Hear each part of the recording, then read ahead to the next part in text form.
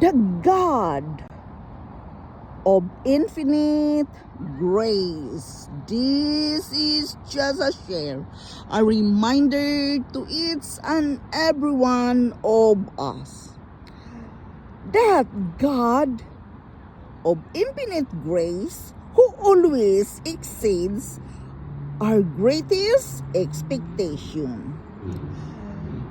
He gives us freely our freedom and resources. He will bless us to live a point of overflowing life. Therefore, it is very important that we can thank Him and declare, dare to believe that God is a net breaking God.